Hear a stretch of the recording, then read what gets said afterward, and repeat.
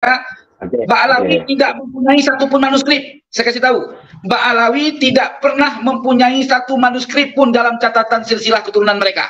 Labas dia mendapatkan manuskrip kuno yang sejamban dengan Ubaidillah, Bang TJ. Ya, dan sama saya, ini kitab Umdatul Thalib. Ya, Umdatul Thalib, baca sendiri. Ada nggak nama Ubaidillah di dalam? Kalau ada, ya langsung semprot saya. Ya. Terus. Assalamualaikum warahmatullahi wabarakatuh, sahabat TIJ dimanapun kalian berada. Semoga kita semua selalu dalam lindungan Allah Subhanahu wa Ta'ala. Salam persaudaraan dari Aceh untuk teman-teman yang ada di seluruh Nusantara, dari Sabang sampai Merauke, dari Miangas hingga Pulau Rote. Bertemu kembali dengan saya Tengku Iqbal Johar di channel Sampah, namun bisa didaur ulang. Insya Allah narasumber yang kita undang bukan runtah, ya, bukan sampah, tapi orang-orang yang luar biasa, ya kawan. Oke, kita sapa dulu narasumber kita di kesempatan sore kali ini. Assalamualaikum warahmatullahi wabarakatuh. Tuku Muda Kari, Abangda, Kuhaba. Waalaikumsalam warahmatullahi wabarakatuh. Alhamdulillah, Bang Lun, Iqbal Johan atau yang dikenal dengan TJ. Dan selamat siang menjelang sore daripada sahabat-sahabat TJ dimanapun kalian semua berada. Doa saya semoga kita semua dalam lindungan Allah Subhanahu wa Ta'ala dan akhir zaman, mana di akhir zaman ini penuh dengan cobaan dan ujian serta fitnah Dajjal. Mudah-mudahan sahabat TJ semua menjadi hamba-hamba Allah yang cerdas dan dipilih oleh Allah daripada fitnah akhir zaman yang disebut dengan fitnah Dajjal. Amin. Oke, teman-teman dan sahabat semuanya, tadi tiba-tiba ketika kita sedang live di session sebelumnya, tiba-tiba Tuku Muda Kari menelpon TJ. Dan tadi juga banyak yang memberikan komentar di live saya sebelumnya bahwa Tuku Muda Kari ribut sama Al-Habib Asli Arya bin Yahya, ya. Tapi intinya saya tahu beliau ini nggak akan gampang marah, nggak akan gampang emosi terhadap siapapun. Dan begitu juga saya, walaupun sering ngontenin si Arya dulu ya, sekitar tahun 2021 saya sering ngontenin si Arya, mungkin Tuku Muda Kari tidak tahu karena saya pernah konflik sama dia. Tapi intinya kami tidak menyimpan di dalam hati sehingga menjadi dendam. Begitupun saya menduga ketika ada pembahasan tentang nasab Ba'alawi ini, termasuk Kiai Imad dan juga Tuku Muda Kari, tidak ada kebencian apalagi dendam di dalam hati. Karena banyak juga framing-an dari pihak sana itu bahwa Tuku Muda Kari adalah orang yang ditolak oleh Robito karena mengajukan nasab Robito gitu. Nah, jadi kita harus melawan segala bentuk framing-an dan apapun itu. Oke, silahkan Tuku Muda. Mungkin saya lebih ke bertanya atau kita sharing aja di sini sambil santuy. Ya, saya ingin bertanya dulu, apakah Tuku Muda Kari menolak nasab Ba'alawi ini karena kebencian ataupun punya misi terselubung bahkan ingin menghancurkan Habib-Habib yang alim? Itu pertanyaan pertama. Pertanyaan kedua, apakah mungkin orang alim itu suka berdusta? Sekian, silahkan dijawab. Baik, Bang TJ dan semua rekan-rekan atau sahabat Bang TJ dimanapun Anda berada semua. Saya ingin menjawab bahwa pada permulaan persoalan dalam permasalahan nasab, ya, saya pada mulanya itu mencari nasab saya sendiri, berjuang untuk meneliti nasab yang saya miliki, ya, di mana dalam manuskrip catatan nasab saya itu semua yang ada di Aceh itu hanya mempunyai jalur sampai Tengkuci di Basi ayahnya, Tengkuci di Giging. Nah, dalam penelitian itu saya mendapatkan satu matan-matan kitab yang tidak menyebutkan kakek buyutnya apa namanya itu kan, udah bunan buyut, kakek buyut, ya, intinya kakek buyutnya Ba'alawi yang namanya Ubaidillah itu tidak tidak tertulis di dalam kitab-kitab sumber nasab, ya. Nah, pada saat itu saya berpikir ini kok nggak ada namanya Ubaidillah, tapi ya sudah sekelibet aja karena tujuan saya kan hanya meneliti nasab saya sendiri, mempelajari kan. Setelah saya bertemu dengan seorang alimun nasab dari Tuban, ya, beliau dari Van Al-Idrisi, ya, nama beliau ya Said Yusuf Al-Idrisi. Nah, alhasil dia datang ke tempat saya dan menyampaikan bahwa kakekmu itu ini putus-putus ini. Cik, ya, dia menyampaikan bahwa kakek saya sengaja mute supaya tidak kepotong-potong pembahasannya. Silakan lanjut. Ya, jadi sama kakeknya itu satu zawiyah waktu di Madinah. Nah, ceritalah. Walhasil kami menemukanlah data-data konkret sampai kepada atasnya, ya, alhamdulillah. Nah, lama-lama muncullah tesis Kiai Imad, statement Kiai Imad di beranda saya ya, di beranda TikTok ya. Lalu saya berpikir, ini kok orang berani banget menyalahkan Mbak Alawi misalkan. Nah, akhirnya saya coba menganalisa, jangan-jangan benar seperti apa yang saya pernah dapatkan dulu. Nah, namun dalam pencarian itu saya malah di hati saya muncul jalan untuk mencari keterangan untuk merungkat Kiai Imad, untuk melawan Kiai Imad lah intinya. Gitu. Sehingga saya beli kitab, saya cari kitab, alhamdulillah ya kitab-kitab induknya saya beli, saya minta beli sama donatur, alhamdulillah dikasih. Terus sampailah kepada saya kitab itu dan saya mempelajarinya. Nah, dalam setiap kitab itu kan ada marajiknya.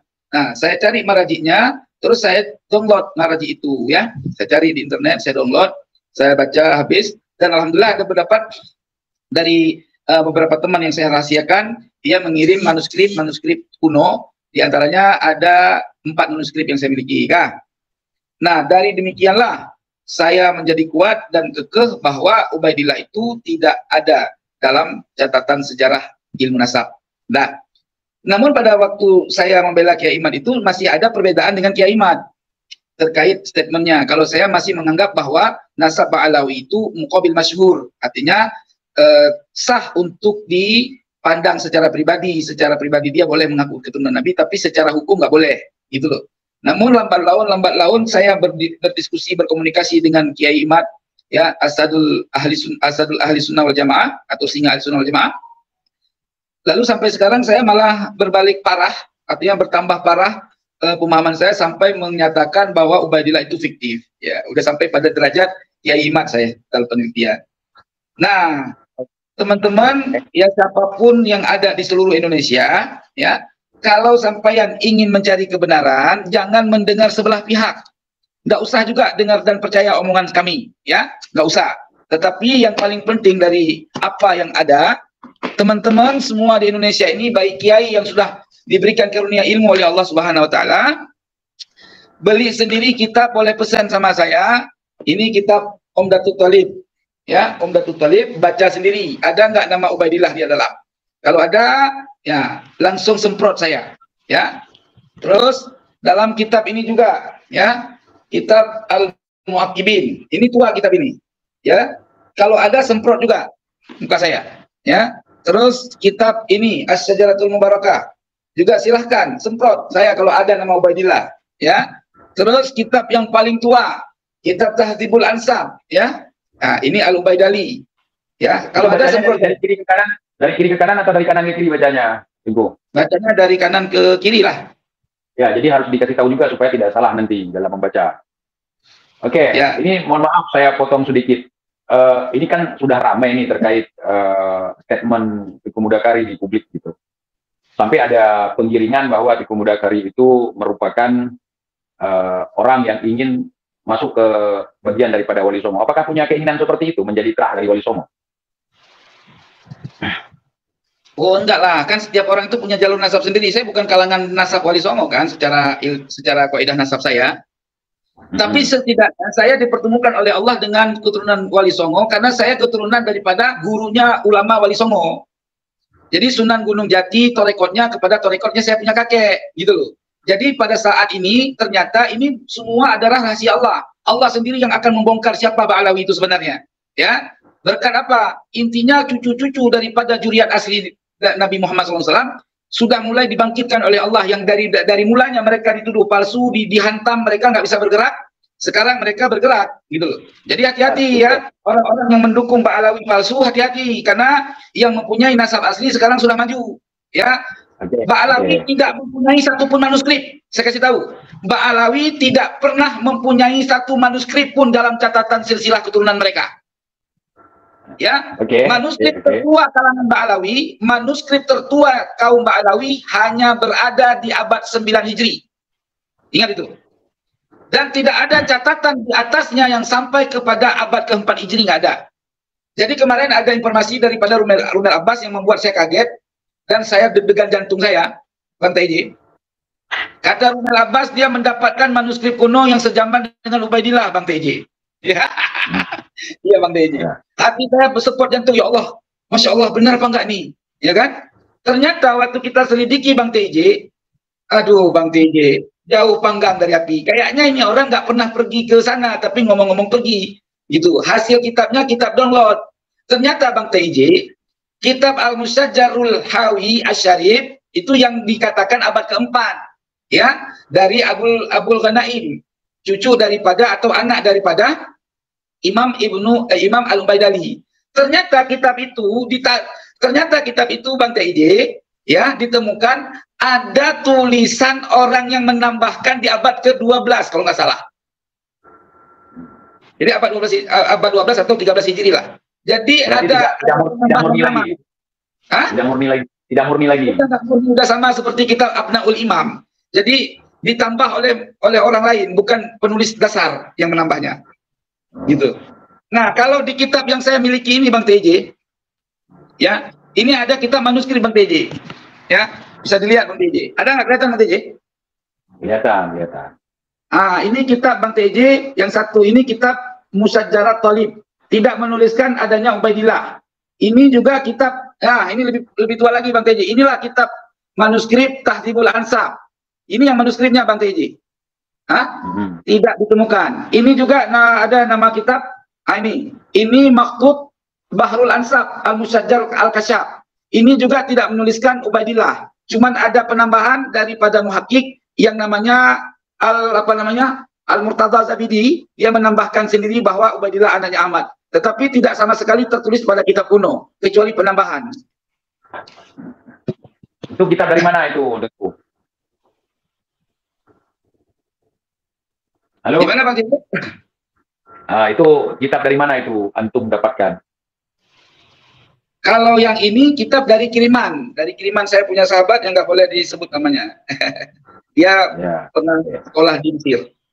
Oke, ini ada yang manggil antum Nasrul. Gimana itu? Ini kita kenal Teguh Mudakari yang lebih dekat nih. Itu Nasrul itu nama aslinya atau gimana? Nauzubillah, itu fitnah. Itulah aku bilang fitnah akhir zaman. Mbak Alawi ini pengikutnya nggak tahu kok berani dusta gitu loh. Ini Pak Alawi yang nulis. Ini Pak Alawi yang nulis, orang bermarga Pak Alawi yang nulis barusan. Iya, dari mana dia tahu saya Nasrul? Orang bapak saya dari bayi ngasih nama saya bukan Nasrul. Mungkin di apa dulu itu yang orang Aceh Timur itu namanya Khairul apa nama itu? Nih orangnya nih. Hasan Ali Drus. Oh, anak kecil itu didikan Pak Alawi, dia panggil berdusta itu. Mana betul? Udah, nggak usah kita lanjut di situ. Cut dulu. Yang penting saya tahu nama aslinya siapa. Kemudian saya pernah dengar juga siapa dato atau indatu daripada antum leluhur Al-Qursyasi. Apakah itu seorang syahid? Karena banyak yang mengatakan beliau bukan syahid gitu. Saya dengar dari Pak Alawi juga kemarin. Ya, kalau Pak Alawi itu dia nasab dia aja nggak ngerti ngurus nasab orang. Munsib dia yang menandatangani nasab dia sendiri sampai hari ini tidak berani bertanggung jawab atas tanda tangan yang dia mengklaim bahwa dirinya merupakan juriat Nabi yang paling sahih dan paling teratur rujukan nasabnya. Ya. Nah, orang yang menyatakan Tengku Cik Dipasi bukan keturunan Sadah dan bukan keturunan Said Ahmad Al-Qushashi, itu merupakan orang-orang yang tidak pernah menuntut kaidah nasab dan tidak pernah meneliti. Gitu loh. Jadi kalau ada orang yang membaca kitab karya tulis dari seseorang yang bertulisan Latin, dia mengatakan bahwa Said Ahmad Al-Qushashi adalah keturunan Ad-Dari daripada Tamim Ad-Dari sahabat Nabi, itu dia bahlul, salah baca kitab. Kenapa saya bilang bahlul, salah baca kitab?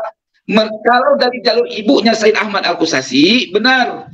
Ibunya dari jalur ibu Said Ahmad Al-Qushashi itu keturunan daripada sahabat Nabi, Ad-Dari marganya. Ya, tapi kalau keturunan dari jalur lelaki itu dari Imam Zaid menurut pendapat yang masyhur. Ya. Jelas tidak Bang TJ? Jelas. Nah, ini teman-teman, saya kenal Teguh Mudakari juga karena viral beliau. Kemudian kita saling mencari kontak. Kemudian pas saya bikin TikTok untuk menjaring dari teman-teman Mbak Alawi juga, yang muncul malah Teguh Mudakari menghubungi saya di TikTok waktu itu. Sehingga kita tukeran nomor WA ya. Sebelumnya kita nggak pernah kenal. Artinya saya selama ini bermain sendiri. Bahkan saya pernah dipenjara oleh Mbak Alawi, kemudian karena bahkan saya dikirimin pengacara Robito untuk menghalau saya waktu itu. Jadi ya seperti itu. Dengan adanya tesis Kiai Imad ini, saya menikmati ini. Supaya apa yang saya katakan sampai itu. Saya Bang TJ ingin dipasalin sama orang Mbak Alawi terkait masalah nasab. Sebab kalau udah masuk ke pengadilan nanti, ya, solusi pengadilan nanti akan meminta semua golongan Ba'alawi supaya dites DNA. Gitu. Itu yang mereka takut, Bang TIJ. Dulu Kakang Rijik pernah menyatakan supaya orang yang ngaku-ngaku keturunan Nabi supaya tes DNA. Sekarang haram. Dia diminta tes DNA nggak berani. Aduh, kacau. Kata menantu si Rijik kan haram. Kata menantu haram karena sudah dapat pesan sponsor dari mertua. Ya, itu anak paham itu anak ajib memang mereka. Terus Tuku Muda, saya ingin bertanya ke hal yang tadi sempat ketika kita live di telepon tadi ya. Itu bagaimana masalah dengan si Arya? Waktu live kita sebelumnya, waktu kita live sebelumnya, ketika panjenengan, ketika drone ya, mengatakan bahwa akan menjadi anak buah si Arya, di situ saya sempat nyengir, mohon maaf, sempat tertawa. Cuman saya tahan. Karena saya nggak mau menjelek-jelekkan orang lain kepada temannya gitu. Maksudnya drone bersaudara dengan si Arya, berteman dengan si Arya, jangan sampai saya yang menjelaskan ini nggak baik dia. Saya nggak mau seperti itu. Lihat sendiri, nilai sendiri, kalian sendiri. Jah bro, kalian berdua bayar ngomong sakit hati. Jadi hari ini saya banyak komentar yang mengatakan bahwa Tuku Muda Kari ribut sama si Arya gitu kan, terkait dia membela mati-matian majikannya. Ntar lagi dia jadi bin Yahya juga sepertinya ya. Jadi tolong dijelaskan kepada kita, apakah ada kemarahan, kebencian, dendam, segala macam, supaya ini masyarakat tidak pada ribut ya kan, gara-gara masalah itu. Dan kita gini, nggak peduli siapapun kalau misalnya menentang kebenaran ya tetap kita lawan, kita rungkatkan gitu. Silakan. Jadi perlu Bang TJ tahu bahwa sebenarnya Kang Arya itu tidak pernah ada masalah dengan saya. Ya, tidak ada masalah apapun, nggak pernah. Karena jiwa saya selama saya bersahabat sama orang, saya tetap menghargai orang itu. Selama orang itu masih menghargai tatanan yang ada pada diri saya. Ya. Jadi dalam suatu grup tadi malam, sebetulnya bermula di ketika beliau melakukan live. Ya, sebelumnya itu melakukan live. Di situ beliau menyatakan bahwa pecinta Wali Songo bodoh, tolol, dobol. Ingat ya? Ketika ada ungkapan dengan kata-kata pecinta Wali Songo, bodoh, dobol, dan tolol, ya, itu kena saya juga. Saya pecinta Wali Songo. Bang TJ pecinta Wali Songo nggak? Ya, betul, Datuk kita itu. Berarti kena Bang TJ juga, kena Kiai Imad juga, kena Gus Fuad juga, kena semua. Yang kami di dalam hati kami mencinta Wali Songo. Bahkan Habib Lutfi bin Yahya juga kena, Pak Lutfi bin Yahya juga kena, karena mengaku kan selama ini beliau cinta terhadap Wali Songo juga. Kena juga. Kalau Mbak Lutfi itu di mulut aja cintanya, itu trik. Oh, kita nggak tahu soal hati. Anak nggak paham. Anak bukan tukang ronsen kuburan. Kalau tukang ronsen kuburan sampai hati orang tahu. Lanjut. Ya, jadi kan gini loh. Kalau kita melihat karakter lisan sama hati kan ada faedahnya, Guru. Innaka lafil fuadi wa innama ju'ila lisan 'alal fuadi dalilan. Sesungguh kalam itu nyata di dalam hati, hanyalah lisan dijadikan sebagai bukti. Jadi kalau orang bukti cinta kepada Wali Songo, ya, justru dia akan menggiring teori-teori yang membangkitkan Wali Songo, bukan menentang dan lain sebagainya. Oke? Baik menentang secara terang-terangan atau secara di belakang-belakang. Secara lembut. Saya bisa paham ya kejadian waktu debat di Kesultanan Banten, bagaimana struktur kehadiran orang tersebut, itu sudah paham, kita nggak perlu buka karena boleh jadi nanti kalau kita minta saksinya nggak mau kan. Oke? Nah, intinya ketika dia menyatakan seperti itu, saya sakit hati Bang TJ, terus terang aja. Itu tuh saya udah nggak suka. Gimana statementnya? Pecinta Wali Songo, dobol, bodoh, tolol. Itulah kurang lebih omongan dia. Itu ada di YouTube itu beredar lah. Berarti yang pintar pencinta Ba'alawi gitu. Walaupun salah tak bela. Itu kan kalau insiraful kalimahnya begitu, kalau dalam ilmu mantik, insiraful kalimahnya ia menunjukkan makna ta'arufnya itu. Kontroversi ya. Selain pendukung berarti bukan tidak mendukung, berarti kontra. Selain yang pro pasti kontra. Berarti pencinta Wali Songo adalah dobol, tolol, dan botol, ya kan? Ya. Pencinta Ba'alawi cerdas, pandai, dan pintar, kan gitu ya. Karomah lagi, punya karomah. Nah, kalau udah ngomong Ba'alawi, pembantu aja punya karomah. Maling aja masuk ke rumah Habib. Ini ada ceramah nih baru saya terima nih. Maling aja masuk ke rumah Habib, tiba-tiba keluar jadi wali. Udah jadi maling aja, kalian maling tempat Habib biar jadi wali. Ya.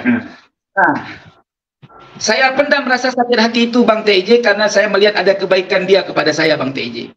Kebaikan apaan tuh? Boleh dong kebaikan ceritakan. Kita dulu Bang TJ, kita nggak boleh nafikan kebaikan orang, benar nggak? Ya, ketika saya silaturahmi ke tempat dia, saya dihidangkan kopi, dikasih makan nasi goreng, ya kan? Itu kan kebaikan, ya. Nah, terus saya pulang diongkosin bensin sama dia, itu juga kebaikan, ya kan? Nah, saya pendam karena ada kebaikan itu, Bang TJ. Lalu nggak lama kemudian ada teman-teman rekan-rekan menelpon saya, meminta saya menanggapi siapa namanya si Arya tadi. Saya bilang mungkin Arya itu nggak seperti itu di lafadznya, di hatinya berbeda, kata saya. Itu mungkin siasat. Kata teman itu, rekan-rekan, itu bukan siasat, guru. Kalau siasat, dia kenapa menyerang pecinta Wali Songo? Kenapa tidak langsung nama orang yang menyerang Habib Lutfi yang diserang gitu, bukan pecintanya gitu loh, maksud nggak bahasanya? Masuk. Justru secara umum, bukan secara khusus.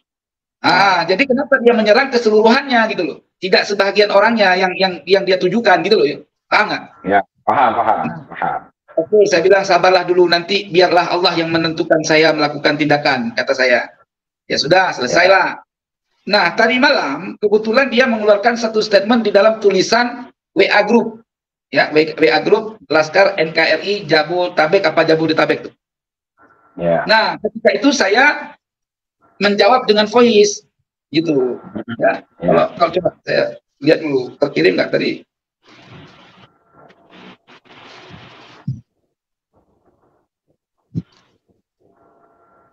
Oh, nggak terkirim. Nggak bisa. Saya jawab dulu, kemudian Pemuda Kari yang jawab. Ini ada komen dari Balbal. Tengku, gimana hukumnya sangka baik bahwa Bahalawi betul keturunan Nabi? Saya jawab dulu. Kalau saya pribadi, sebelum ada tesis Kiai Imad, saya bersangka baik. Tapi setelah ada tesis Kiai Imad, saya juga masih bersangka baik. Kemudian kenapa saya jadi condong mendukung tesis Kiai Imad sehingga berani sama orang-orang ini? Karena jawabannya bukan bukti, tapi malah fitnah terhadap Kiai Imad. Kenapa? Kalau cucu Nabi untuk menjawab pertanyaan dari keraguan orang lain bukan dengan fitnah, tapi dengan jawaban yang bisa menenangkan, yang bisa menjadi jawaban supaya orang lain tidak tergelincir gitu. Ini terlepas karena saya yang pertama bukan ahli nasab, saya nggak tahu soal nasab, hanya karena tesis Kiai Imad, kemudian penjelasan-penjelasan dari rekan-rekan yang lain sehingga kita jadi paham begitu. Nah, di lain sisi kalau kita mengetahui ketidakbenaran tentang sesuatu kemudian kita masih berhusnudzan, itu nggak boleh. Kita harus merungkapkan kalau sesuatu yang udah pasti nggak benar. Gitu. Kalau kita belum bisa meyakini bahwa tesis Kiai Imad itu benar, ya sudah, kita berbaik sangka aja, baik terhadap Kiai Imad ataupun kepada Bahalawinya sendiri. Saya pribadi begitu, ya kawan. Tolong, silakan Pemuda Kari menanggapi pertanyaan ini. Baik, jangan dihapus dulu pertanyaannya. Jadi gini, husnudzon itu ada kaidahnya. Misalkan dalam sholat Jumat, ya, ini husnudzon nih, kaidah husnudzon dalam fikih. Kan kalau udah bicara husnudzon itu kan bicara fikih ya. Fikih itu ada wahm, ada zannun, ada syakkun, ya kan? Ada yakin, gitu loh. Jadi ketika sampai pada zan, itu kan berarti lebih tinggi daripada syak, ya. Paling mendekati yakinnya itu adalah waham, oke? Nah, ketika kita salat Jumat kan syarat sahnya melakukan iqamah Jumat itu kan ahli Jumat, ya, 40 orang. 40 orang mustautin, ya. Terus mustautin ini memahami rukun sembahyang. Nah, bagaimana kita bisa husnudzon kalau orang-orang yang ada di dalam sholat Jumat itu bacaan Fatihahnya aja salah? Bagaimana kita bisa husnudzon kalau mereka itu paham fikih, paham rukun sembahyang? Ketika kita wudhu di tempat wudhu, hampir rata-rata orang yang kita pandang wudhunya secara kaidah fikih itu salah. Pas kebetulan kita tanya, Bang, abang wudhu niatnya di mana? Ini waktu saya cuci tangan, saya niat wudhu. Padahal niat wudhu yang benar di muka, kan gitu, waktu basuh wajah. Nah, artinya pada saat itu tidak berlaku husnudzan ketika wujudnya mafsadat, gitu loh. Nah, balik kepada Bahalawi. Kalau dulu-dulu sebelum munculnya pengingkaran, sebelum munculnya penafian, sebelum munculnya tesis Kiai Imad, kita husnudzan bahkan bisa sampai pada derajat yakin kalau Bahalawi itu sadatul asyraf, ya. Tapi setelah wujudnya satu ketetapan ilmu, tidak berlaku lagi adanya husnudzan kepada Bahalawi. Karena kalau kita mengakui husnudzan kepada mereka sebagai sadah Nabi, sampai kapanpun mereka tetap mengaku bahwa diri mereka keturunan Nabi. Gitu loh. Ini bahaya. Mereka akan mengambil manfaat kepada umat dengan membawa-bawa zuriat Nabi, sebagaimana sudah terjadi lah, ya, dan bukan rahasia umum. Nah, oleh sebab itu, kalau kita ingin mendapatkan kebenaran, jangan sama sekali kita menerima doktrin daripada Ba'alawi. Ya, ayo kita kaji dengan sambil ngopi. Kalau saya siap, tempat saya 2 kali 24 jam didatangi oleh orang yang mau berdiskusi dengan bijaksana di tempat saya, apalagi orang-orang ilmuwan, saya siap melayaninya 2 kali 24 jam. Ingat itu, catat omongan saya. Siapapun. Tapi kalau saya diundang ya ke tempat yang bersangkutan, saya belum tentu mau. Kenapa? Sana boleh jadi ada satu trik untuk melakukan tindakan yang saya tidak tahu di depannya. Jadi kalau mau datang ke tempat saya, kalau dia melakukan tindakan pidana, karena hukum di tempat saya, karena mengganggu rumah orang ya, itu ada pasalnya. Jadi seperti itu. Bahkan teman-teman di Gabus di sini tempat saya tinggal, banyak juga yang nggak sepakat dengan pernyataan saya. Tetapi mereka tidak mau diskusi sama saya karena mereka tidak punya bahan ilmu, artinya nggak punya data. Jadi mereka ya sudahlah. Gitu. Termasuk bagus juga orang di tempat saya tinggal. Mereka tidak mau mempersekusi saya. Kenapa? Karena Ustadz Tengku atau Said Tengku itu hanya menyikapi sesuatu dengan dalil dan data. Begitu Tuan. Baik. Oke, udah terjawab barusan. Pas ya. Saya kasih keputusan hukum Bang TJ. Meyakini Ba'alawi sebagai Sahadatun Rasul sebelum memberikan dalil hujah yang kuat, haram meyakini mereka sebagai Sahadat Rasul. Kenapa? Karena hadis Nabi SAW, kita tidak boleh mengaku-ngaku kepada zuriat Nabi, kecuali kita punya data, punya dalil. Kalau nggak punya dalil dan dalilnya dipatahkan, haram hukumnya mengaku keturunan Nabi, apalagi orang yang membenarkan orang itu keturunan Nabi, karena nanti masuk dalam hadis Nabi, man kadzdzaba alayya muta'ammidan falyatabawwa maq'adahu minan nar. Itu Bang. Siapa yang berdusta atas namaku, maka siap-siap tempat duduknya di dalam api neraka. Nggak pandang bulu, mau kiai kek, mau ustadz kek, mau orang awam kek, mau orang bahlul kek, nggak boleh. Harus meyakini bahwa mereka bukan Sadatul Ashraf. Sebagaimana Ba'alawi dulu. Ba'alawi dulu nggak pernah husnuzon kepada keturunan Wali Songo sebagai keturunan Nabi. Mereka selalu berburuk sangka kan? Meragukan nasab keturunan Wali Songo dengan mengatakan palsu dan sebagainya macam, nggak tersambung, putus. Nah sekarang nggak ada buku dari Robito, yang nggak ada buku dari Robito palsu. Sekarang malah melobi keturunan Wali Songo supaya sama-sama mengakui mereka adalah keturunan Ba'alawi, bahkan mau dikasih buku nasab sekarang. Kamu ketahuan ngedobol lagi. Oke. Lanjut yang tadi, pemuda. Tadi sempat break kita ya, ngejawab ini pertanyaan. Masalah dengan Arya, lanjut lagi. Nah, jadi ketika dia mengungkapkan satu tulisan WA dalam arti dia mau keluarlah, pokoknya bahasa sindiran gitu, bahasa ngenyek. Cuman karena saya nggak bisa baca WA tersebut sebab ada dalam HP ini dan dalam HP ini nggak bisa terkirim karena lambat puterannya, mungkin karena terlalu banyak file, gitu kan? Ya. Akhirnya saya komentari dengan voice. Ya, kesimpulan yang dapat saya komentari dalam voice itu ya, Arya, kamu nggak usah ikut campur soal masalah pemalsuan kuburan gitu loh, yang dilakukan oleh majikan kamu, kata saya. Kalau mereka yang kamu katakan untuk minta bukti, suruh aja majikan kamu mempasalkan orang tersebut. Kamu nggak perlu cari-cari bukti, kata saya. Artinya melaporkan gitu. Artinya disuruh laporkan. Iya, aja majikan yang melaporkan orang tersebut kan gitu, ya nggak? Betul. Tuduhan palsu kan gitu. Ya, tapi pada kenyataannya secara informasi yang sudah terbuka hari ini, secara lisan banyak menyatakan bukti-bukti pemalsuan makam yang dilakukan oleh majikannya, gitu loh. Nah, namun kita kan tidak bisa membuktikan secara real, ya kan? Maka orang yang menuduh itu, orang yang memberikan informasi itu harusnya dipasalkan aja. Apa pusing-pusing? Gitu. Apalagi si Arya intelijen dulu waktu nakut-nakutin saya. Loh, dia itu ngaku sama saya juga Badan Intelijen Negara. Ya, dia nggak tahu saya siapa, makanya dia lanjut. Nah, itu orang banyak dustanya. Jadi kan, ketika saya komentar di ujung, saya bilang, adapun terkait masalah duit yang pernah kamu kasih ke saya, bila kamu mungkin, ya saya ulangi. Mungkin nggak ya? Ya, mungkin. Setelah itu dia bilang, ayo pulangin. Ya, anak kecil. Saya pulangin tadi malam, selesai. Nggak ada kebaikan yang saya. Soal dia mungkin kasih sama dia waktu saya habis silaturahmi ke rumah dia, ya kapanpun saya akan bayar itu. Kapan? Coba itu masa dia bilang suruh bayar 20 juta makan nasi goreng? Berarti kan lapar. Bocah, jangan gitu, bocah. Kan udah gue bilang. Rumah dia tidur di lantai, Bang TJ tidur di lantai, kopi pahit, Ya nggak, sama nasi terakhir nggak makan juhur, saya nggak makan makanan masakan dia, nggak saya makan juhur karena nggak doyan saya sebenarnya bang, gitu loh. Oh, minta dibayar 20 juta. Gitu. Jadi untuk mana doyan. Begini tuh, saya potong sebentar. 20 juta bang. Ya, sebentar saya potong. Nanti ini bakal jadi gorengan begini ya kawan. Oh, mereka sudah pecah kongsi, awas kualat sama Bang Alawi. Ini saya pribadi ya, saya dengan si Arya dari dulu waktu dia berteman dengan Habib Asli Ja'far Shodiq Al-Kos. Waktu dia main petak umpet dengan si Aldo, sudah kendus ke saya bahwa dia itu bersandiwara. Pertama, tujuannya adalah untuk membesarkan organisasi dia dulu yang namanya Cyber NKRI. Yang kedua, dia untuk mencari cuan dari donasi-donasi TKW.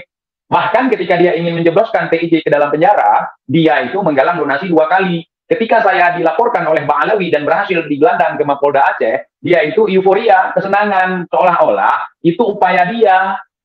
Padahal yang melaporkan saya itu adalah Habib Asli Alwi Al-Pos. Gitu. Ya, jadi ini bukan masalah ribut. Karena ini saya sudah tahu tuh dari awal, ini bakal terjadi gesekan antara Gus Fuad, rekan-rekan yang mendukung kasus Kiai Imat. Ini sudah saya petakan dari awal. Bahkan sudah pernah saya bahas di live. Mungkin teman-teman yang peka paham. Kenapa? Dia akan mati-matian membela majikannya. Makanya ketika waktu kita live itu yang kedua kali dengan Duku Muda Kari di YouTube, ketika bilang saya akan bergabung dengan Laskar NKRI yang diketuai oleh si Arya, saya langsung cengengesan. Mau ketawa saya tahan. Saya bilang nggak jangan gabung sama Arya. Enggak kan? Saya nggak mempengaruhi, nggak memprovokasi. Cuman saya bilang sama beliau begini, saya punya ketidakcocokan dengan si Arya ini dari dulu. Dia nyerang saya secara rasis, secara membabi buta waktu itu. Tidak profesional, saya bilang sama Duku Muda Kari. Oh iya, kalau saya itu mau siapapun, saya nggak ada baik, kata beliau. Punya masalah dengan TIJ, nggak ada urusan dengan saya. Betul, saya bilang. Nggak ada urusan sama TIJ. Orang mau berteman dengan siapapun. Kalau saya nggak punya hak untuk memveto itu. Nah, di tengah-tengah teman-teman sedang bersuara terkait masalah pemalsuan makam, ya, oleh orang-orang yang mengaku sebagai ahli radiologi dalam ronsen makam. Nah, di situ dia mulai menunjukkan taringnya, menunjukkan belangnya siapa dia, gitu. Bahkan dulu, ini saya kasih tahu nih, dulu ketika Gus Fuad membagikan live saya di tab komunitas Gus Fuad, si Arya yang ngomong sama Gus Fuad untuk nggak usah itu orang dobol, si Lubis di TIJ ini nggak jelas nih. Penipu itu katanya. Saya tahu, sampai ke situ saya tahu, walaupun nggak ada yang ngasih tahu. Akhirnya Gus Fuad menghapus itu. Sekarang di komunitas Gus Fuad ada lagi video TIJ yang dibagikan, di-share. Nah, di situ saya paham. Berarti selama ini Gus Fuad ini ada clash dengan si Arya. Sehingga tidak mematuhi lagi omongan si Arya. Dan ini nggak ngaruh sama tes Kiai Iman sama sekali ya, Ikhwan. Dalam peperangan itu terjadi perpecahan biasa itu. Ya, biasa itu. Beda dengan si Bahar yang ditosbol sama Habaib. Si Bahar kan katanya dia ditusuk dari belakang oleh Habaib. Beda halnya dengan ini. Karena memang si Arya nggak tahu apa-apa soal ini. Cuma sok tahu aja. Cuma manfaatkan momen aja dia.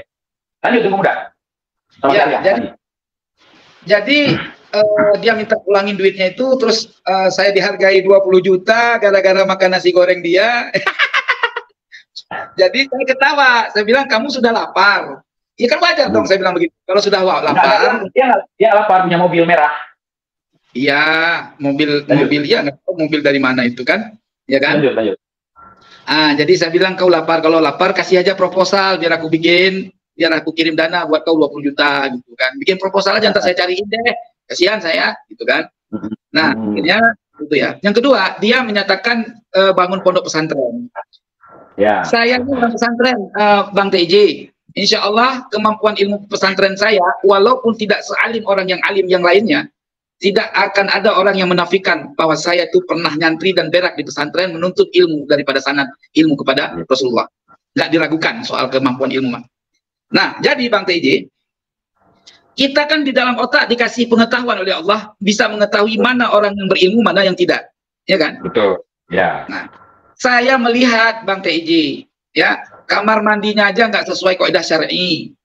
Ya. Nggak, ini bicara hukum loh. Ya. Bicara hukum boleh, tapi jangan pribadi. Enggak, ini bicara hukum.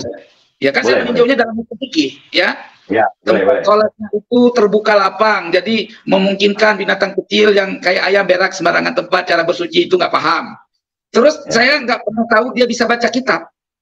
Jadi saya punya asumsi ini orang nggak bisa baca kitab, nggak bisa ngaji, bukan alumni ponpes seperti kita. Jadi bagaimana hukumnya orang yang nggak pernah punya pengetahuan agama mendirikan pondok pesantren?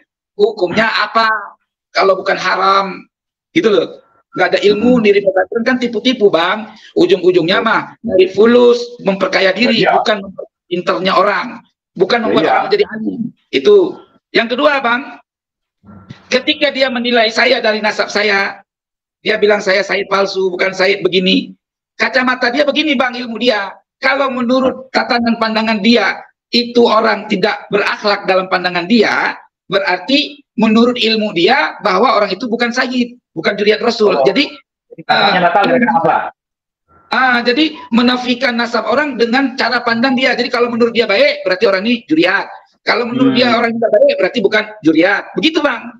Nah, sedangkan dalam ilmu pengetahuan, meneliti orang itu nasabnya Rasul apa tidak, bukan dari pandangan mata, tetapi dari pandangan ilmu, dari kajian kitab, dari sanad, gitu loh. Betul. Saya kalau dia nggak salah,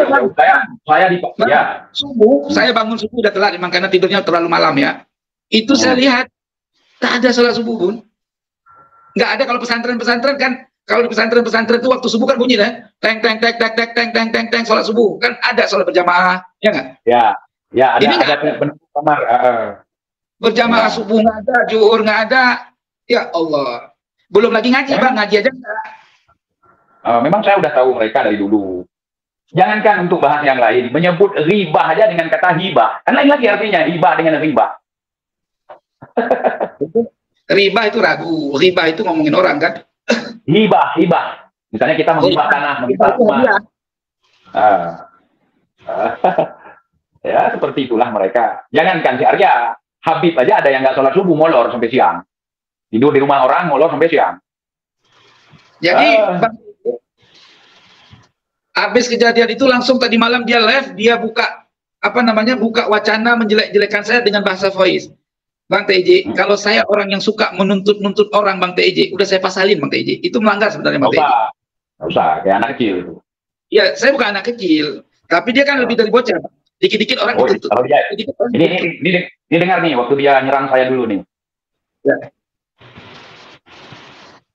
Aduh, error lagi nih.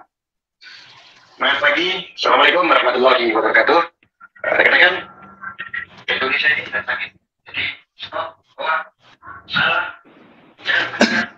kita punya itu masih miskin bang, itu masih miskin bang. saling monyet, karena monyet tidak bisa malu. Assalamualaikum warahmatullahi wabarakatuh.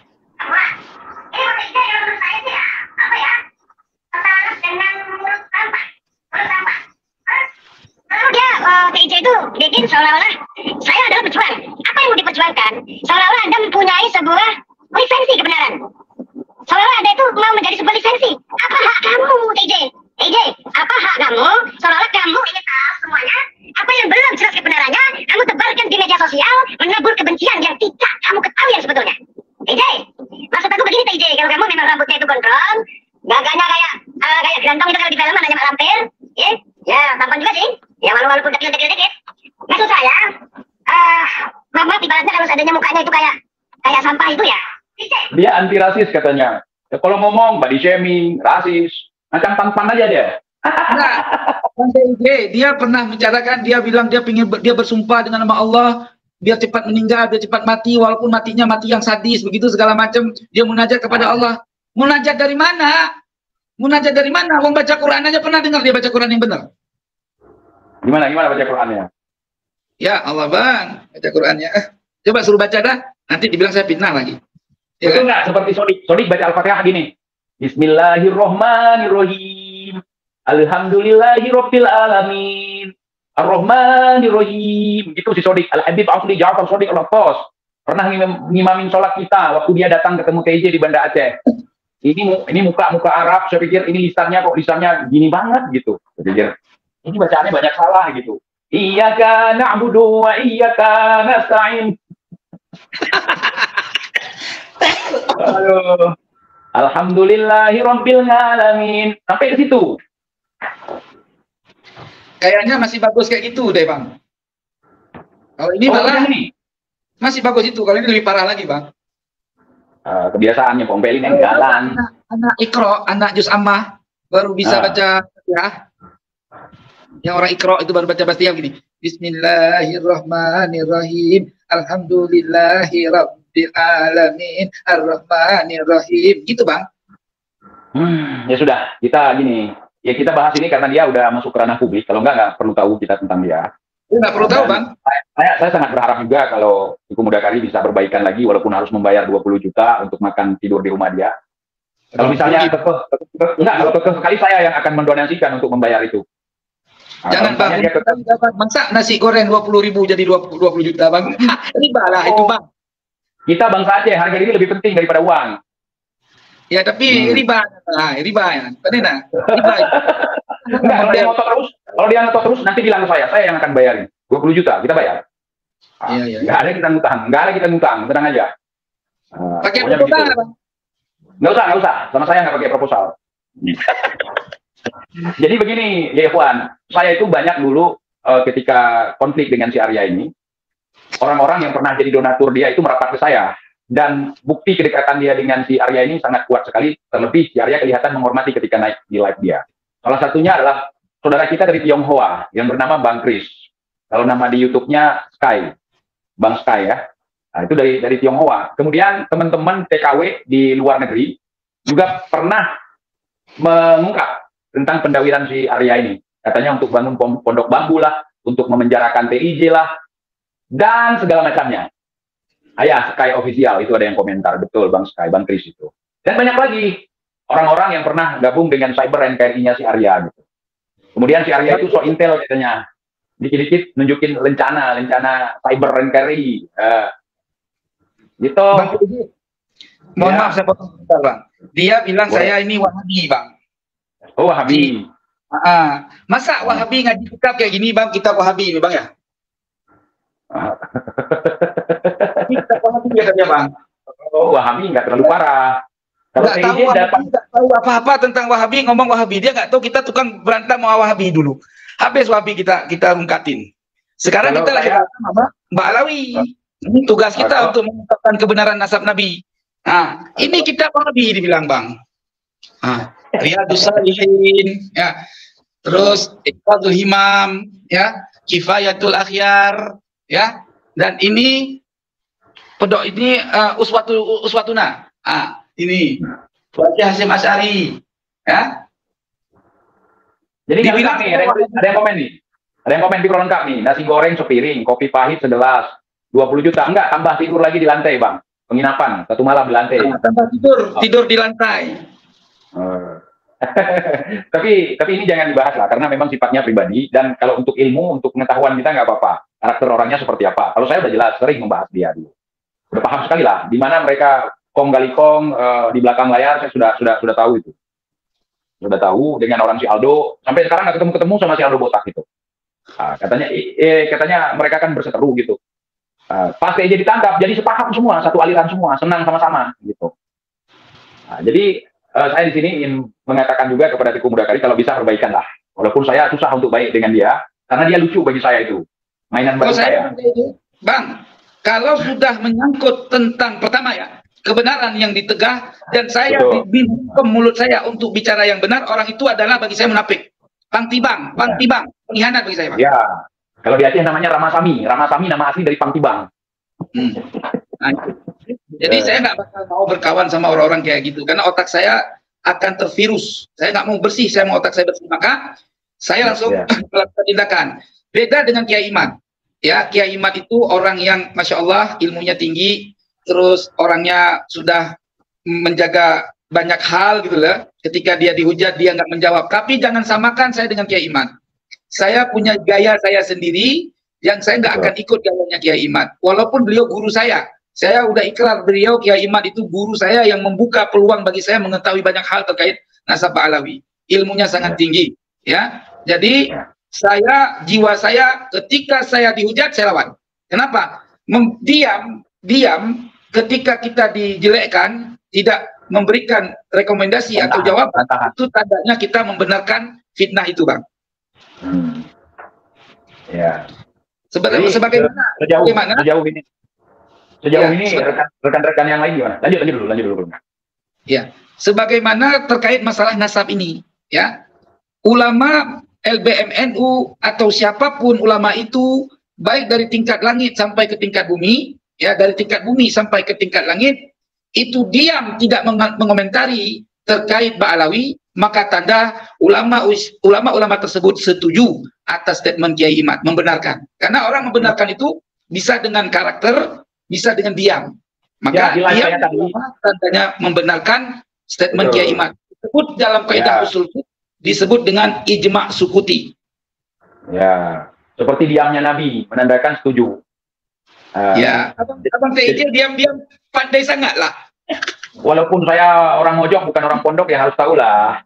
Contohnya begini, contohnya Bang Taufik kan diam gitu. Berarti Bang Taufik secara tidak langsung mengiyakan tesis Kiai Imad. Benarkan. Membenarkan.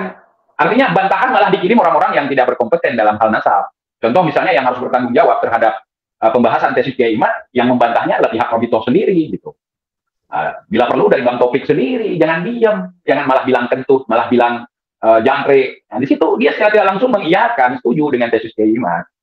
Gitu. Jadi kalau orang berakal sehat, Bang, akan berpikir bahwa kinerja ahli-ahli nasab Ba'alawi itu malah mereka melakukan kinerja adu domba kayak zaman Belanda dulu, Bang. Betul, datuknya kan sampai Belanda, makanya gaya-gaya Belanda dipakai. Sana punya barang itu, ke VDN Impera. Aceh punya ulama tarim, Bang, bukan punya ulama Aceh, punya ulama tarim. Tarum kali, tarum kan kadal bahasa Aceh. Tarum itu kadal dalam bahasa Aceh, bukan tarim, tarum. Oh iya ya. Ya kan katanya Indonesia ini katanya milik Aulia Tarim, ya kan? Nah, berarti Aceh Aulia Aceh tapi milik Aulia Tarim. Saya dalam kajian saya satupun nggak ada ulama tarim ataupun wali dari tarim yang diperkenalkan dalam kajian. Ulama tarim itu lari-larinya ke Aceh karena nggak laku jualan nasab, larinya ke Jakarta, ke Pulau Jawa, Bang. Betul, dia Aceh terbantah semua. Baru-baru inilah karena ada FPI sebagai penyokong.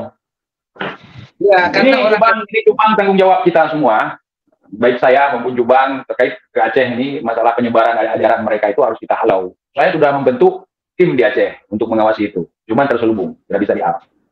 Dari Sabang sampai Kuala Simpang itu sudah saya bentuk tim. Takut nanti terjadi hal-hal yang tidak diinginkan supaya kita bisa sigap. Gitu. Kemarin saya sempat bertanya, Bang, sama teman-teman yang di Aceh yang paham kita terkait masalah nasab. Bagaimana tanggapan ulama di Aceh? Apa kata mereka? Aceh itu nggak sibuk memikirkan nasab Ba'alawi. Aceh ini sibuk memikirkan hukum di Aceh bagaimana bisa berjalan seperti syariat Islam zaman Sultan Iskandar Muda, kata beliau. Nah, selama mereka datang di Aceh itu biasa-biasa saja, tidak pesaid-said tidak menghabib-habibkan diri, ya maka aman. Tapi kalau sudah masa mensaid-saidkan dirinya, menghabib-habibkan dirinya, mengaku-ngaku mutlak keturunan Nabi, ya rungkat mereka di sini. Ya, bagus seperti itu. Dan apa ya? Saya ingin tambahkan lagi, kita bukan karena kebencian kepada siapapun. Tetapi mempertanyakan supaya kalau Tengku Mudakari bukan lagi mempertanyakan, memang sudah memvonis. Kalau saya pribadi sebagai orang yang awam, saya masih mempertanyakan dan saya mengikuti tesis atau penjelasan, pencerahan seperti dari Kiai Imad, dari Tengku Mudakari. Nah, kita ngikut kebenarannya. Gitu. Bila suatu-waktu mereka bisa membuktikan apa yang menjadi pengakuan mereka, masih ada kemungkinan kita untuk meminta maaf ke mereka. Gitu. Tapi kalau Tengku Mudakari sudah yakin bahwa tidak akan menemukan apapun kan, untuk membantah itu. Ya, gimana? Seandainya pun nanti ketemu manuskrip ya, yang kayak tadi saya bilang Rumai Abbas menemukan manuskrip jauh-jauh ke Yordania. Ya. Ternyata manuskripnya bukan hasil tambahan, benar-benar hasil karya orang di zaman 4 Hijri. Ya, saya tetap taklim dan bersyahadat ya atas statement saya. Bersyahadat saya, benar. Dan saya bilang bukan cium kaki jilat pantat kan? Bukan cium kaki jilat pantat kan? Oh enggak lah, itu kan nggak boleh. Itu bukan mental kita itu. Bukan mental itu ya, bersyahadat kan artinya kita mengikrar bahwa apa yang kita sampaikan salah, ya kan? Ya. Itu hak. Buktikan. Nah, tapi kalau nggak bisa membuktikan, wajib rungkat. Kalau masih mengaku-ngaku zuriyah Nabi, haram hukumnya. Orang yang mempercayai bahwa Ba'alawi itu zuriyah Rasul, ya dosa besar, haram. Ya, bisa-bisa amalnya nggak diterima Allah karena mendukung kepalsuan, mendukung dusta. Orang-orang yang mendukung dusta, apalagi membawa-bawa nama Nabi, itu hukumnya dhallun mudillun, sesat menyesatkan. Wow, dahsyat itu. Wow, dahsyat. Tapi katanya ini cuma ramai di media sosial saja, di dunia nyata nggak ramai. Kok panik ya? Ya, kalau Ini di dunia, saya punya wacana untuk membangkitkan girah dari orang-orang yang datuknya diklaim sebagai datuk mereka. Jadi kuburan-kuburan yang dipalsukan, saya lebih condong ke sana dulu. Sekarang main di belakang layar aja saya. Saya pemain tunggal Teguh Muda. Jadi saya tidak gabung dengan Gus Fuad, saya tidak gabung dengan Keima, saya tidak gabung dengan Teguh Muda Kari. Tetapi saya main tunggal. Paling-paling saya dengan Bung Lubis. Bung Lubis itu Teguh Muda, dia mantan FPI. Ketua kecamatan dulu. Mantan sana, walaupun Yusuf sih. Kan mereka juga sempat pernah mengatakan kalau Bung Lubis penyusup. Bagus kalau mereka akhirnya tahu.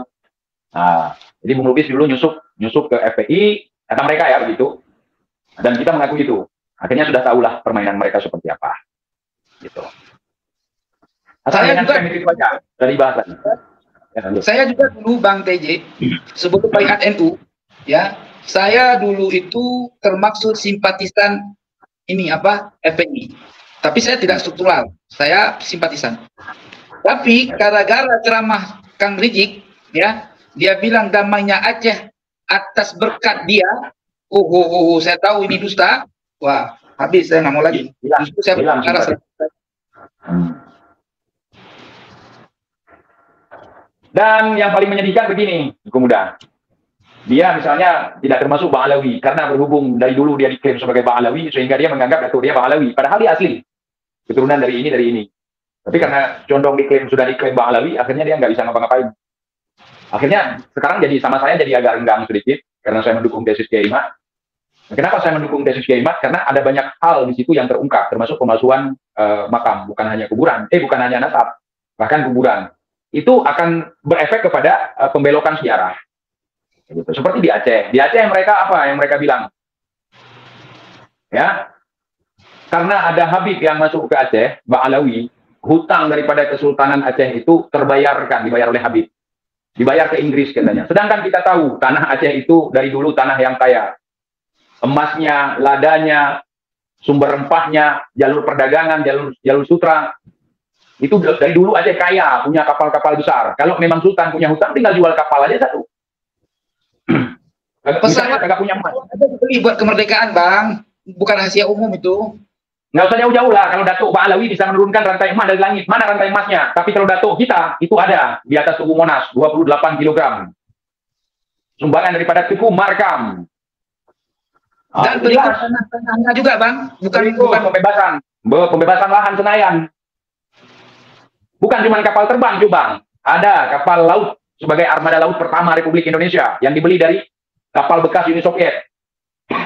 Dan jangan lupa Bang TJ, jangan lupa. Kalau sudah ada radio Rimba Raya, Indonesia sudah di ACC oleh PBB Belanda. Ya. Kemudian waktu konferensi meja bundar itu ada Tengku Mansur namanya kalau tidak silap saya menunjuk tangan. Siapa bilang Nusantara sudah dikuasai Belanda secara keseluruhan? Masih ada Aceh. Aceh masih bebas dari cengkeraman Belanda. Makanya Banda Aceh dulu namanya Bandar Aceh, kemudian menjadi Kutaraja menjadi Banda Aceh lagi. Sebagai ciri khas sebuah daerah yang memang tidak bisa ditaklukkan oleh Belanda. Belanda kalau sudah menaklukkan sesuatu ganti nama dia. Ganti nama tempat. Mereka mau bolak-balik sejarah kita nggak terima. Termasuk Menir Usman adalah orang yang menyerukan perang kepada Aceh. Dulu Aceh dengan Belanda itu persaudaraan perdagangan dulu Aceh dengan Belanda. Kemudian dikhianati oleh Belanda karena rempah-rempah di Aceh itu menggiurkan. Emas di Aceh itu menggiurkan, minyak di Aceh itu menggiurkan. Abdurrahman Az-Zahir memaksakan diri agar Tunku Imam Lumbada menyerah dengan Belanda, endingnya kena tonjok sama Raja Aceh mental 20 meter. 20 meter. Mental 20 meter, pulang ke pelajaran di Aceh, minggat pulang kampung. Jadi dulu gini, ini nyambung ya, nyambung sejarahnya. Jadi di kalangan Bang Alawi Aceh mengatakan bahwa Habib Abdurrahman Az-Zahir itu mengajak pejuang untuk berperang terbuka, bukan gerilya lagi gitu. Apalagi kalau bukan ingin menyerahkan pejuang kepada Belanda. Karena waktu itu nggak efektif kalau perang non-gerilya. Perang terbuka nggak efektif waktu itu. Karena pertama senjata, kedua banyak sekali pengkhianat, ketiga banyak sekali serdadu-serdadu Belanda. Termasuk serdadu pribumi yang bernama Korps Masose. Belum lagi Kenil juga. Jadi Habib Abdurrahman ini disuap oleh Belanda. Disuap oleh Belanda dengan 10.000 gulden, 100.000 gulden. Akhirnya beliau kenapa? Kira berapa? Masalah rupiah saya nggak tahu sekarang. Kalau nggak salah nih, kalau didolarkan sekitar 1.000 dolar ya, 1.000 US dollar waktu itu. Terus beliau pulang ke Arab, meninggalkan pasukannya. Dan sebelum itu, sebelum kejadian itu, memang beliau memimpin perang, ya Cek. Apa ini? Mana lagi? Mana si Pahlawi ini? Buat apa saya ngaku-ngaku, Bang? Coba pikir apa untungnya, Bang? Kalau kamu nggak ngaku-ngaku, bagus. Jangan ngaku-ngaku, ya. Jangan ngaku, bohong aja. Ya kalau nggak ngaku-ngaku, jangan tulis nama Said lagi, jangan tulis nama Habib, jangan ganti nama Syarif. Satu lagi, Teguh Umar pernah dikatakan sebagai pengkhianat. Nah, kalau Munir Usman pejuang, saya membantah. Ada sebuah konten yang dibuat oleh Bang Alawi, waktu itu saya bantah, kemudian tadi hapus, tadi private.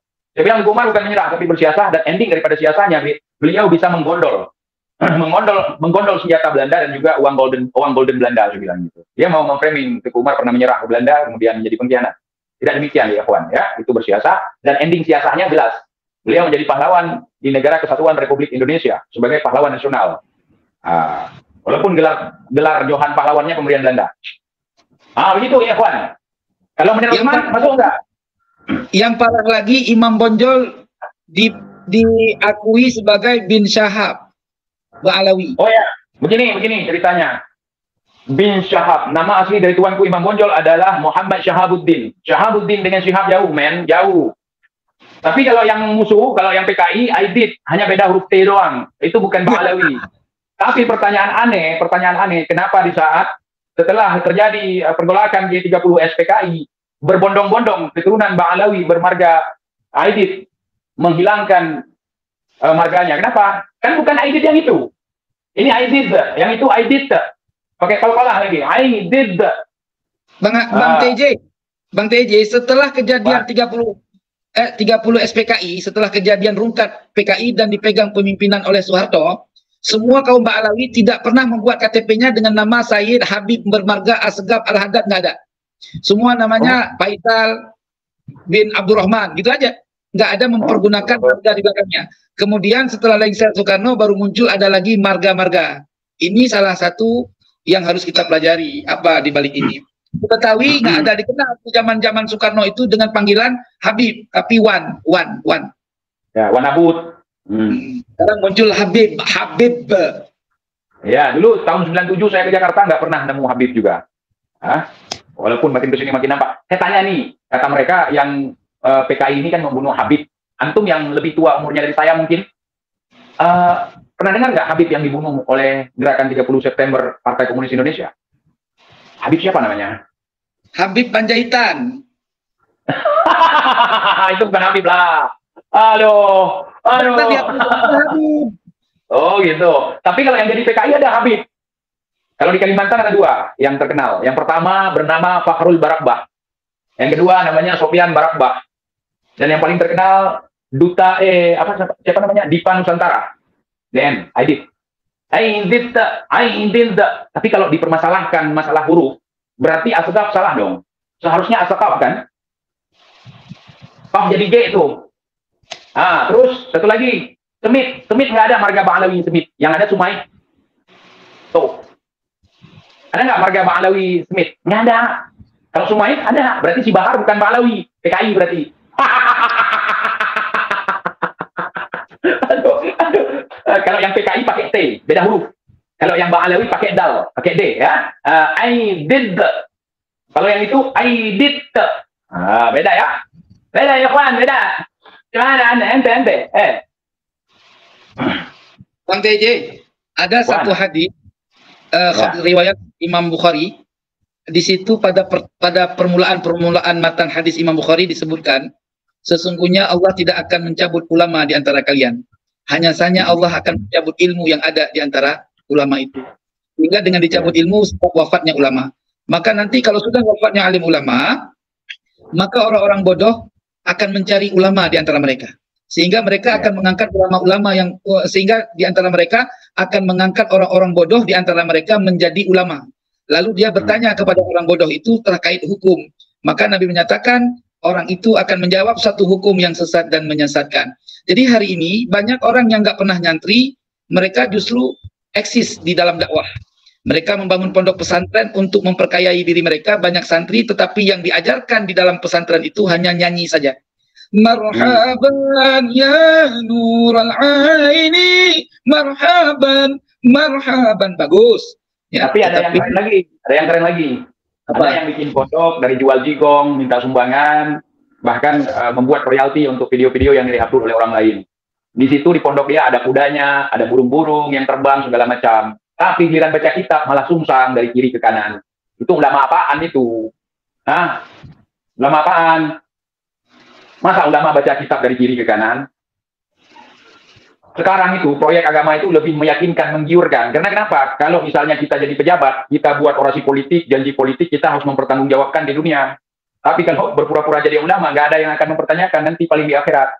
Karena kan nanti di akhirat benar apa tidak. Makanya jangan sesat. Ikut ulama yang benar, yang warasatul anbiya. Ya. Akhirnya ada cerita-cerita dongeng sehingga membuat masyarakat bodoh tergiur. Ada juga yang ketakutan dengan kualat yang gak jelas. Kami di Aceh diajarkan oleh guru kami, ulama itu tidak akan mengkualat-kualatkanmu. Ulama itu akan mengajarkanmu ketika kamu tersesat. Bukan malah mengkualat-kualatkan. Bukan menakut-nakuti. Ulama itu bukan sosok yang kita harus takuti, tetapi harus kita taati. Kita belajar dari mereka. Ini agak jelas lagi. Jadi Bang TJ, orang-orang yang fanatik buta kagum sama Kang Kutubi sebagai Abuya. Tapi bicara balaghah, bicara manteknya bagus. Biliran baca kitabnya salah.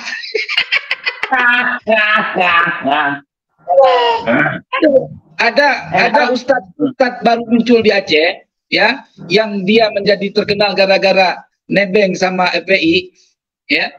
Itu mengatakan Tengku Mudakari yang malu-maluin. Malu-maluin. Ku bilang sama saya, kamu sebagai bangsa Aceh, ya, coba jadi orang yang adil, ya, jangan asal nyap-nyap, ya. Kalau kamu menilai saya memalu-malukan Aceh, ya, kamu yang bikin Aceh tidak malu, apa yang kamu bawa terkait masalah nasabah Alawi? Kamu ini sedang kena doktrin buta, ya. Oh, dia kalau saya ada nomor telepon dia, Bang. Saya kalau ada nomor telepon dia, saya semprot habis itu. Saya ajak baca kitab dia itu. Jadi dia saya tahu alumni mana. Dia bawa santri naik mobil pickup, pakai loreng, pakai jubah, pakai serban, tutup muka. Perasaan baru pulang perang di Palestina. Saya ngakak lihatnya sama teman-teman di sini. Habis itu demo. Kalau demo ada dia, terus ngancam lagi. Kalau seandainya pemerintah tidak akan mewujudkan ini, kita akan selenggarakan referendum. Kita akan berperang lagi. Kapan dia berperang? Nggak nyambung. Menyoal lagu Aceh, Bang TJ menyoal lagu Aceh kan? Dengar on kaya kalon terpecicim tersenyum dikem kalon tu ho makna bak kaya mati bekle ikat benteng bak yang kan urang kasih kabidu raja. Kalau dalam teks aslinya bukan yang kan urang, bintang bak ane bajeng bek kabidu raja gitu teks aslinya. Ya berarti kan itu sudah dihaluskan. Meriri urang juta ikat benteng, meriri urang juta ke raja. Gop yang mu perang di pegah Panglima kena. Gop yang mu perang Mbak Sangsang kita nyok Panglima. Orang lain yang berperang seolah-olah kita ini Panglima. Pet. Jadi ternyata ternyata bangsa Indonesia ini sampai ke bangsa Aceh sudah mulai mudah diadu domba dan ditipu sama doktrin-doktrin palsu dengan membawa-bawa keramat ini keramat itu, ya, bisa terbang sampai ke langit 70 kali dalam setiap malam. Enggak sampai di situ Bang TJ. Mereka pernah ceramah Bang TJ di tempat ini, ya, sampai saya pernah debat dulu. Apa dia bilang? Ketika Nabi Isra Mi'raj, ya, kami zuriat Rasul ada hadir bersama Nabi bertemu dengan Allah dalam Isra Mi'raj Nabi karena kami berada dalam sulbinya Nabi. Saya bilang, bagaimana berada dalam sulbi Nabi, orang Isra Mi'raj Nabi sulbinya udah misah sama sulbi Nabi kok. Udah lahir anak-anaknya Nabi Isra Mi'raj udah nggak punya keturunan lagi. Aduh. Kalau mereka itu begini tuh Bang, mereka itu datuknya kerampokan, cicitnya lahir duluan buat nolongin. Halo, ngelek. Cek. Ngelek. Banyak yang telepon saya, Bang TJ. Banyak yang telepon saya. Apa? Mau bilang apa? Nggak tahu. Ini Jangan bahas Habib Arya. Boleh jadi, tapi bukan kayaknya. Lagi tulisan. Subhanallah wahdahu wa bihamdihi khaliqul badri wa laili ada wa jalla. Ulun puja apa sidropo syukur ke Rabbi ya aini ke kamu negeri bersuci Aceh mulia. Tajak perang musuh beruntuh dum sitre Nabi yang mengungki ke Rabbi ke yang esa mesohan temprang cit malang cilaka tubuh rugoro curugatan roh rugoro malanuraka mesonyang temprang cit menang metua tubuh surga kadro yang gesah gebi kegata lindung gata segala yang mujahidin mursalin jud mukim iklim Aceh mulia. Bravo Nusantara, bravo Indonesia. Bang TJ, belum dengar Ron menyanyi, Kak Hawalung menyanyi kalinya. Tarik. Tapi itu lagu yang paling tenang long bang, lagu Bendera Aceh. Baik. Hanya itu lagu.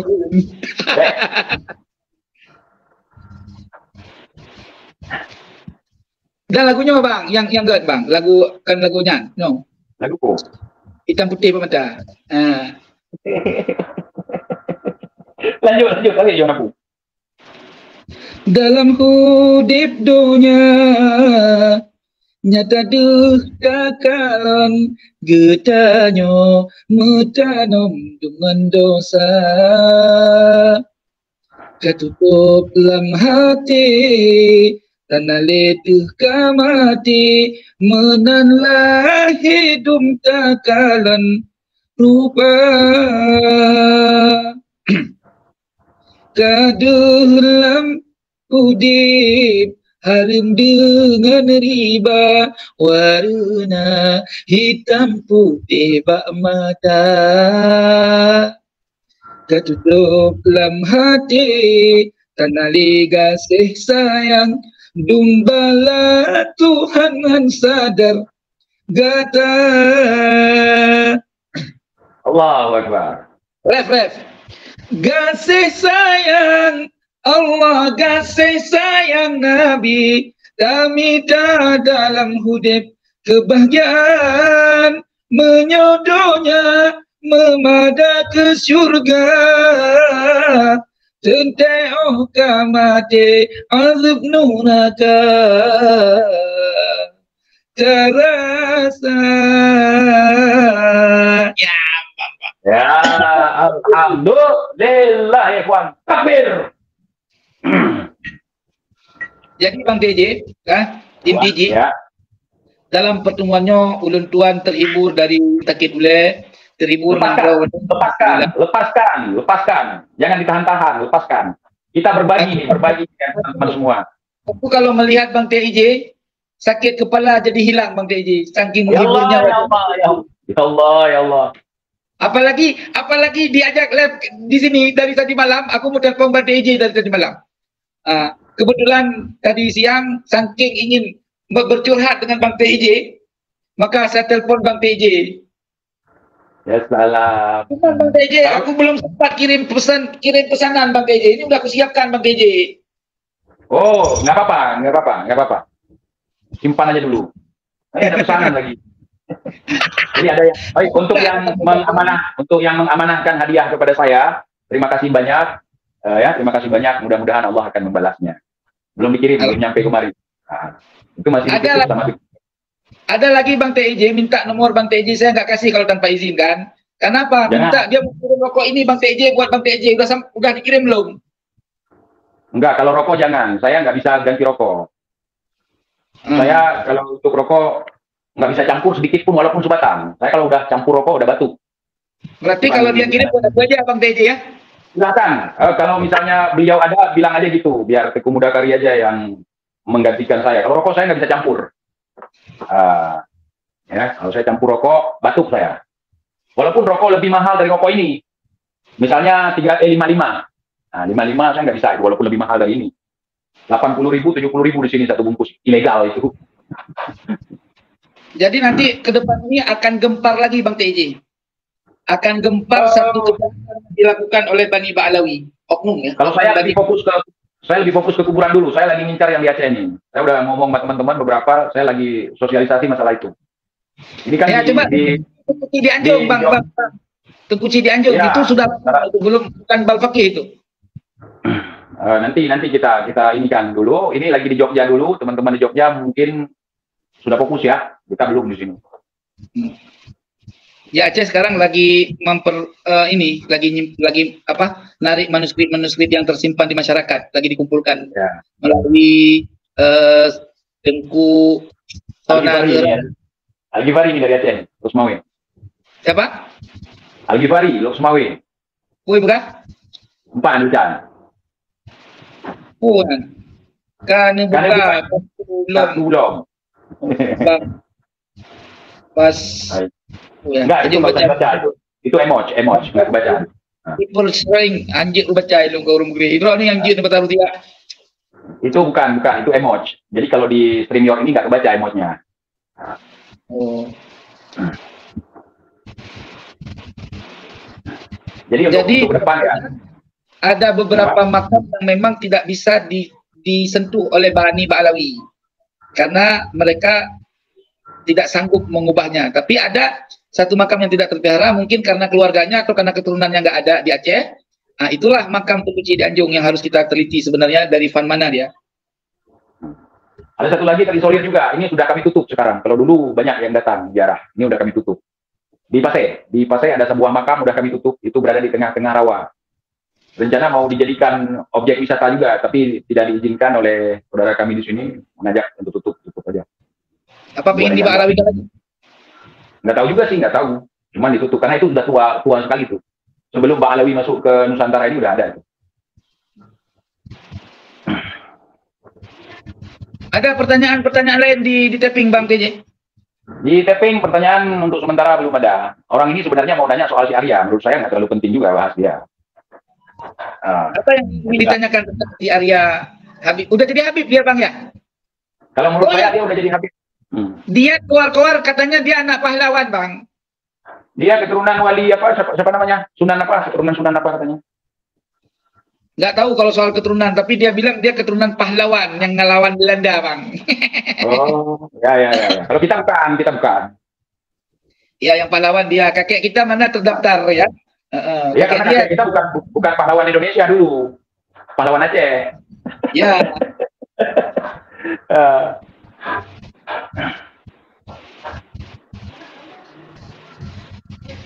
Baik, Bang TJ.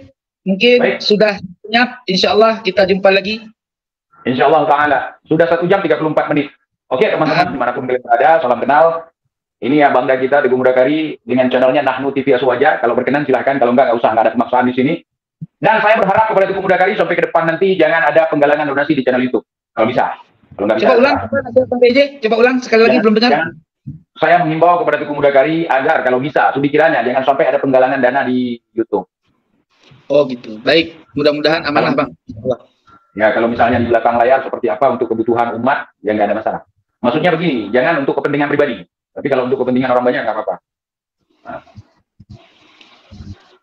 Jangan ngaku nggak butuh duit, nggak terima gratis. Kayak ada pondok itu, gratis iklannya. Pas datang pendaftaran aja udah 300, 1 juta. Kemudian beli kitab sendiri. Ya iyalah beli kitab sendiri. Kemudian iuran tiap bulan 350.000. Katanya gratis. Enggak, tapi di saya saya sekalian menyampaikan bagi teman-teman, saudara semua, sahabat Bang TIJ yang ada di wilayah Jakarta dan sekitarnya, atau wilayah manapun yang ingin menitipkan saudaranya atau tetangganya yang fakir, ya gratis semua, baik makan, kitab dan semuanya paten permanen gratis, kecuali jajan, ya. Jajan Ya. itu ditanggung orang tuanya sendiri. Kami belum sanggup menafkahi jajannya. Tetapi untuk biaya sekolah, bila mana diperlukan untuk sekolah, insya Allah ada donatur yang siap menanganinya. Gitu. Betul. Dan kami hanya untuk sementara kekuatannya hanya sebatas 20 orang paling banyak. Gitu loh. Kuota. Lebih dari itu kita berbayar, tidak gratis. Lebih dari 20 orang. Gitu. Baik, terima kasih Tuku Muda Kari, semangat, jangan kendor. Nah, Semangat, mohon Arya, maaf Bang. Arya, Terima kasih. Iya. Terima kasih Arya, atas apa-apa. ajakannya. Terima Ya, kasih sama-sama. atas ajakannya dari Bang TJ, udah mengundang saya curhat-curhatan di live-nya Bang TJ. Mudah-mudahan Bang TJ sehat selalu, semangat, dan terus berjaya, dan insya Allah berkah dunia dan akhirat. Saya akhiri Amin. Bang Ya TJ Rabbal Alamin. dengan kalimat wallahul muwaffiq ila aqwamit thoriq. Wassalamualaikum warahmatullahi wabarakatuh. Waalaikumsalam warahmatullahi wabarakatuh. Dengan berakhirnya acara kita sore ini, maka berakhir juga live kita ya. Assalamualaikum warahmatullahi wabarakatuh.